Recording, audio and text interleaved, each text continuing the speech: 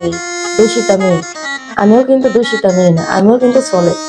ঠিক আছে, ওইটা আপনাকে পরীক্ষা করার জন্য মানে এটা করছে আর কি।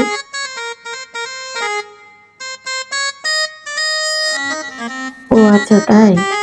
যৌতুকের জন্য বিয়ে করিনি, তোমার ভাই বলছে তুমি দূষিত মেয়ে, সেই কারণে আমি তোমাকে বিয়ে করছি। ও আচ্ছা তাই, সব শুনলাম। ঠিক আছে শোনো, এখন আমি বলি। ঠিক আছে, যখন তুমি আমাদের বাসায় ফার্স্ট আসছিল না, তখন ভাইয়ার সাথে কথা বলছিলা চা খাওয়ার টাইমে, তখন আমি আরেক দূর থেকে দেখছিলাম ওকে। দূষিতা মেয়ে, আমিও কিন্তু দূষিতা মেয়ে না, আমিও কিন্তু সলিড। ঠিক আছে, ওইটা আপনাকে পরীক্ষা করার জন্য মানে এটা করছে আর কি, যে আপনি লোভী কিনা। ঠিক আছে।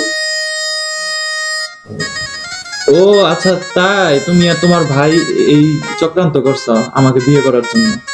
হ্যাঁ। ও তুমি তো আমার জাস্টিফাই করতেই পারছো, তুমি আর তোমার ভাই। তাহলে এখন তো